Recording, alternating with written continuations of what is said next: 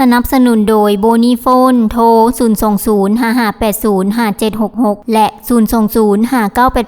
02059880608 โบนีโฟนสถานีคนหักมือถือ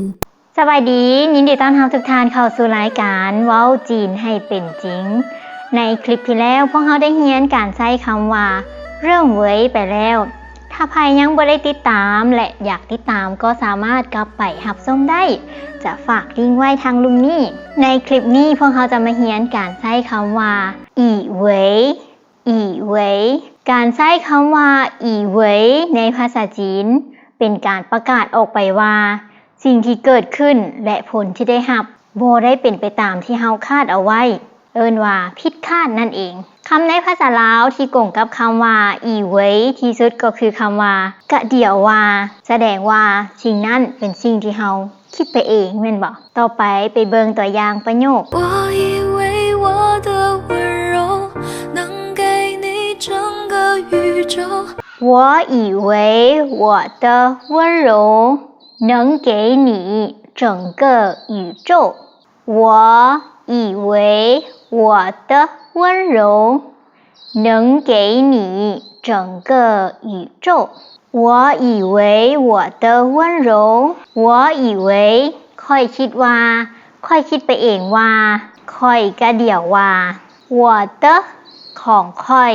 温柔แปลว่าความอ่อนโยน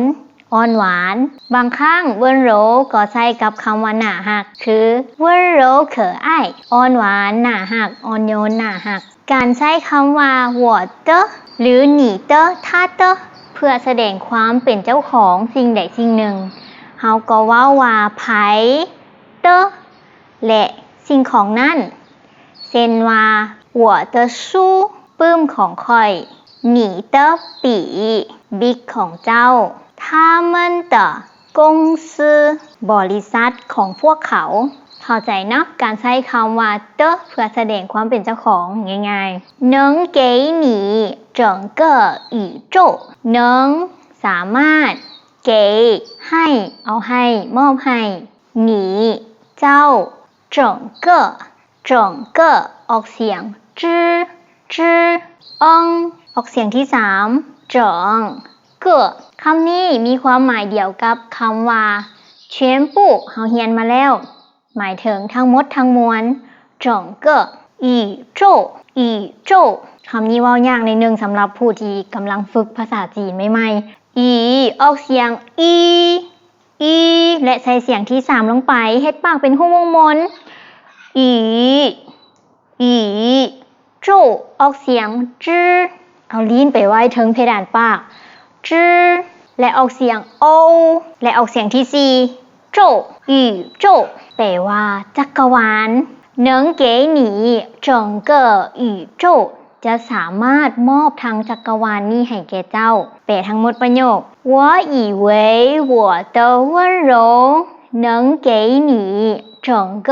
宇宙ค่อยเข้าใจว่าค่อยคิดไปว่าความอ่อนโยนของค่อยจะสามารถมอบทางจักรวาลนี้ให้แก่เจ้าฟังคำแปลแล้วอย่าเฝ้าวินหัวปุ้นท้องในภาษาวรรณคดีมันก็เป็นแบบนี้แหละในความฮักเฮาพยายามที่จะเฮ็ดสิ่งใดสิ่งหนึ่งเพื่อให้คนที่เฮาฮักพออกพอใจ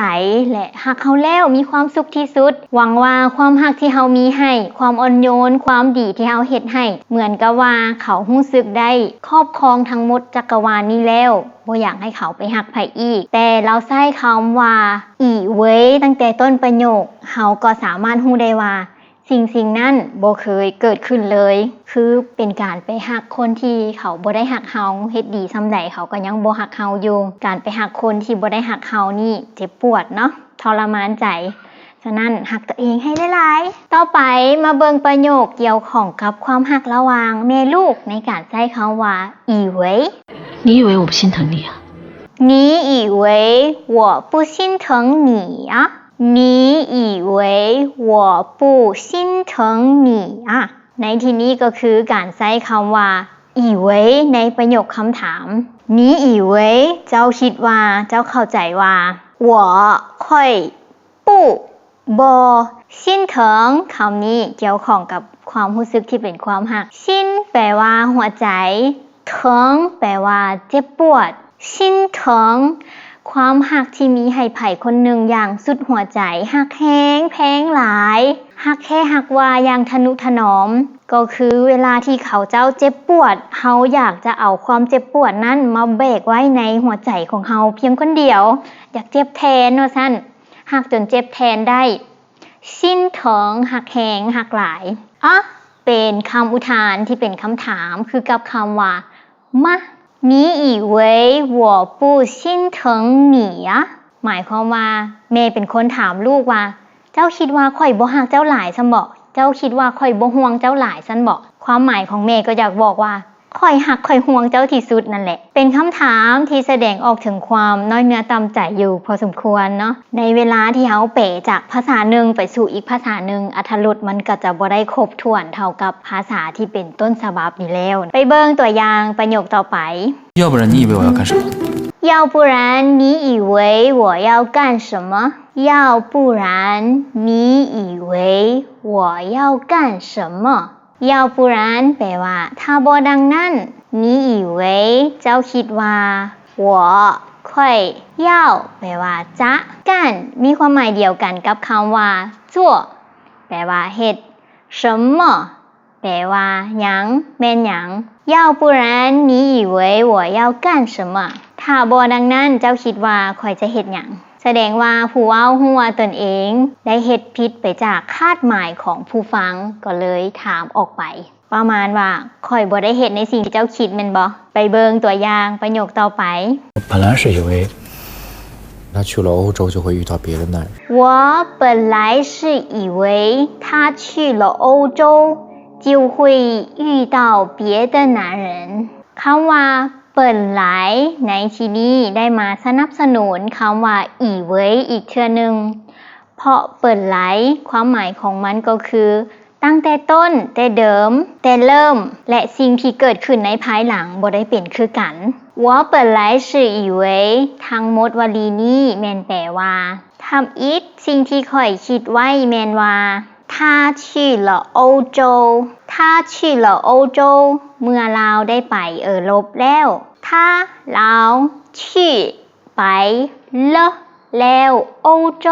แมนทวีปลบถ้าชี่ละ欧洲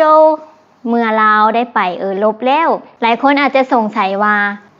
ถ้าเฮาเว้าว่า他去欧洲了